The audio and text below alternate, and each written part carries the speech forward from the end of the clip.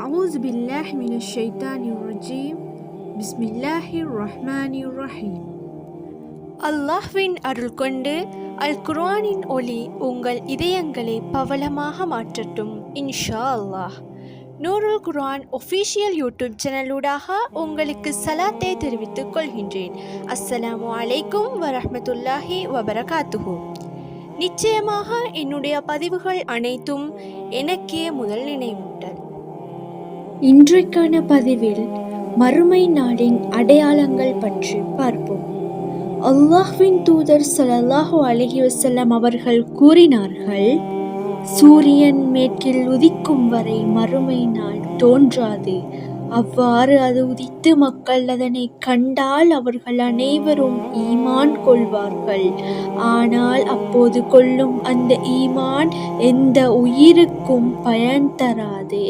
தன் ஈமானில் எந்த ஒரு நன்மையையும் சம்பாதிக்கவும் இயலாது. நபி ஸல்லல்லாஹு அலைஹி வஸல்லம் அவர்கள் கூறினார்கள், என்னுடைய உயிர் எவன் கைவசம் உள்ளதோ அவன் மீது சத்தியமாக நிச்சயமாக மரியமின் மகன் ஈசா அலைஹிஸ்ஸலாம் அவர்கள் இறங்கும் காலம் நெருங்கிக் கொண்டிருக்கின்றது. அவர் நீதியான தீர்ப்பு சொல்பவராக இறங்குவார். சிலைகளை உடைத்தெறிவார், பன்றிகளை கொல்வார், யுத்தத்தை நிறுத்துவார். எடுப்பதற்கு யாரும் இல்லாத அளவுக்கு செல்வம் நிறைந்து வழியும். ஒரு சஜிதா உலகத்தையும் உலகத்தில் இருப்பவர்களையும் விட சிறந்ததாக இருக்கும். மேலும் செல்வம் பெருகி வழியும். நபி ஸல்லல்லாஹு அலைஹி வஸல்லம் அவர்கள் கூறினார்கள், நான் உங்களிடம் தஜ்ஜாலை பற்றிய செய்தி ஒன்றை சொல்லப் போகின்றேன். வேற எந்த இறை தூதரும் அதை நம் சமூகத்தாருக்கு சொன்னதில்லை. அவன் ஒற்றை கண்ணன். அவன் சுவர்க்கம் நரகம் போன்றவற்றை கொண்டு வருவான். அவன் எதை சுவர்க்கம் என்று கூறுகின்றானோ அது தான் நரகமாக இருக்கும். நூஹ் அலைஹிஸ்ஸலாம் அவர்கள் அவனை குறித்து தன் சமூகத்தாரை எச்சரித்ததை போன்று நானும் அவன் குறித்து எச்சரிக்கின்றேன் என்று நபி ஸல்லல்லாஹு அலைஹி வஸல்லம் அவர்கள் கூறினார்கள். அல்லாஹ்வின் தூதர் ஸல்லல்லாஹு அலைஹி வஸல்லம் அவர்கள் கூறினார்கள், அறிவு நீங்குதல், அறியாமை அதிகரித்தல், விபச்சாரமும் மது அருந்தலும் அதிகரித்தல், 50 பெண்களை பராமரிக்க ஒரு ஆண் இருக்கும் அளவுக்கு ஆண்கள் குறைந்து பெண்கள் அதிகரித்தல் என்பன மறுமை நாளின் அடையாளங்களாக இருக்கும் என நபி ஸல்லல்லாஹு அலைஹி வஸல்லம் அவர்கள் கூறினார்கள். முஸ்லிம்கள் யூதர்களோடு போராடும் வரை மறுமை நாள் தோன்ற மாட்டாது. அப்போது முஸ்லிம்கள் யூதர்களை கொல்வார்கள். யூதர்கள் மரங்களுக்கும் கற்களுக்கும் பின்னால் போய் ஒளிவான். அப்போது அந்த மரங்களும் கற்களும் முஸ்லிமை, அல்லாஹ்வின் அடியானே, இதோ என் பின்னால் ஒரு யூதன் இருக்கின்றான், வா வந்து அவனை கொலை செய் எனச் சொல்லும்.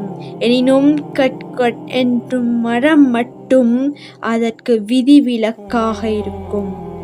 ஏனெனில் அது யூதன்களின் மரமாகும். அது முட்கள் உள்ள மரமாகும். ஒரு மனிதன் தன் செல்வத்திலிருந்து ஜகாத்தை ஒதுக்கிவிட்ட போதும் அதை பெறுவதற்கும் யாரும் இல்லாத அளவுக்கு செல்வம் பெருகி வளம் கொழிக்கும். அந்நிலை வரும் வரைக்கும் மறுமை நாள் தோன்றாது. அல்லாஹ்வின் தூதர் ஸல்லல்லாஹு அலைஹி வஸல்லம் அவர்கள் ஒரு முறை மக்களிடையே பேசிக்கொண்டிருந்த போது அங்கு வந்த நாடோடி அரபி ஒருவர் மறுமை நாள் எப்போது தோன்றும் என்று கேட்டார். அப்போது அல்லாஹ்வின் தூதர் ஸல்லல்லாஹு அலைஹி வஸல்லம் அவர்கள், பொறுப்புகள் வீணடிக்கப்பட்டால் மறுமை நாளை எதிர்பார்த்து காத்திருங்கள் என்று கூறினார்கள். பொறுப்புகளை வீணடிப்பது எவ்வாறு என்று கேட்டார்கள். பொறுப்பு அதற்கு தகுதி இல்லாதவர்களிடம் ஒப்படைக்கப்பட்டால் மறுமை நாளை எதிர்பாருங்கள் என்று நபி ஸல்லல்லாஹு அலைஹி வஸல்லம் அவர்கள் கூறினார்கள். இவ்வாறு மறுமை நாள் எவ்வாறு வரப்போகின்றது, அதன் அடையாளங்கள் என்னவென்று நமக்கு இஸ்லாமிய அறிஞர்கள் தெளிவாக கூறுகின்றன. அந்த நாளில் நம் செயல்கள் எப்படிப்பட்டவையாக இருந்தாலும் நமது நம்பிக்கைகளையும் செயல்களையும் மிக முக்கியமானவை. ஆகையால் நம் வாழ்வில் நியாயம், கருணை மற்றும் இறைவனின் வழிகாட்டுதலை பின்பற்றி வாழ்வோம். இதுவே மறுமை நாளில் நமக்கு பாதுகாப்பை தரும்.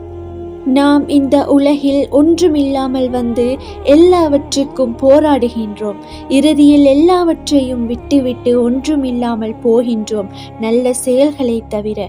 எனவே இந்த சோதனை சிறப்பான முறையில் அல்லாஹ்வுக்கு சுப்ஹானஹு வ தஆலா கூறியதன்படி, மேலும் அல்லாஹ் சொன்னவற்றை ஏற்று நடப்போம், தவிர்த்தவற்றை தவிர்ந்து கொள்வோம்.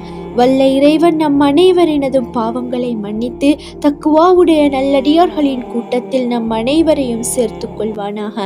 மேலும் நம் அனைவரையும் நாவிலே கலிமாவுடன் வஃபாத்தாகக்கூடிய பாக்கியத்தையும் தருவானாக. மேலும் நம்முடைய மௌத்தை நல்ல மௌத்தாக ஆக்குவானாக. நம்முடைய முடிவுகளை நல்ல முடிவுகளாக ஆக்குவானாக. கப்ரு வேதனைகளில் இருந்து நம் அனைவரையும் பாதுகாப்பானாக. மேலும் நம்முடைய கப்ரினை விஷாலமானதாகவும் சுவனத்தின் பூஞ்சோலைகளாகவும் ஆக்குவானாக. ஆமீன் ஆமீன் யா ரப்பல் ஆலமீன்.